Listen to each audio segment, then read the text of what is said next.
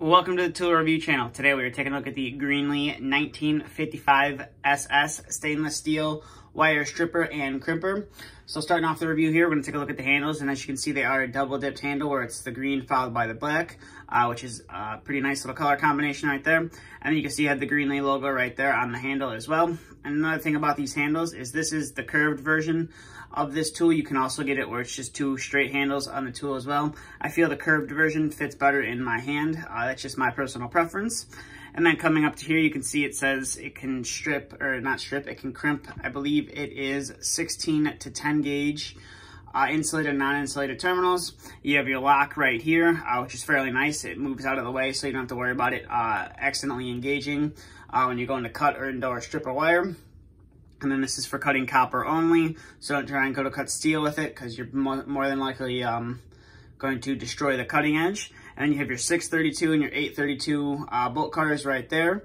And you have a little warning up here that says, always wear eye protection when using this tool. And then coming up to here, you can see you have your solid looping tool right there, and then your stranded looping tool right there as well. And this tool will strip anywhere from 10 to 18 gauge solid wire, and then 12 to 20 gauge stranded wire. And then coming up to the top of the tool, you have a little tiny pair of pliers right there. And then on the back side of the tool, you can see you have some stamping on the back side of the tool, which is nice. In case the laser etching on the front does somehow wear off, you can refer to the back side if needed. And then coming over to here, you have your cutting edge for cutting your copper wire, as you can see right there. So now let's zoom out here and get to some of the functionality of this tool. Obviously, it's a pair of wire strippers, so we're going to start off with stripping some wire. So we're going to start off with some 14 gauge. So your 14 gauge would be the second hole from the bottom. So you just line it up, pierce the insulation, and then pull your wire right off. As you can see, it strips the wire fairly well. And then we'll use the cutters, cut that right off, and we'll strip some 14 gauge one more time. Just go like that, and you're able to pull the insulation off the wire right there. So it obviously has no problem doing the 14 gauge stranded. So I'll put that off to the side, and we will bring in some 12 gauge stranded wire right here. So we're gonna be using the bottom hole, and then we'll just pierce the insulation and pull off the outer insulation there. So normally when that happens to me, I like to just use the little pliers on the front to pull off the insulation. So we'll cut that. And then we'll see if we can get that to strip a little bit better this time. And as you can see, pulls off the insulation, no problem. And we'll give it a go one more time. So we'll just pierce the insulation and then pop off the insulation right there. So as you can see, it has no problem cutting 12 and 14 gauge stranded wire. Now we're gonna move to some solid wire. So over here, we have some 14 gauge solid wire. So it'll be a third hole right there. And then you just pierce the insulation and it pops it right off, no problem, as you see right there. So now we are going to bring in some 12 gauge stranded wire. So we will be using, or solid wire, I should say. So we're gonna be using the second hole from the bottom, and we should be able to pull off that insulation, no problem whatsoever. Tool doesn't struggle at all, which is nice. And then finally, we'll bring in some 18 gauge solid wire. So we're gonna use the hole all the way at the top. And as you can see, it has no problem stripping that thermostat wire, the 18 gauge solid wire right there, which is fairly nice. So we'll get all the stripped wire and insulation out of there.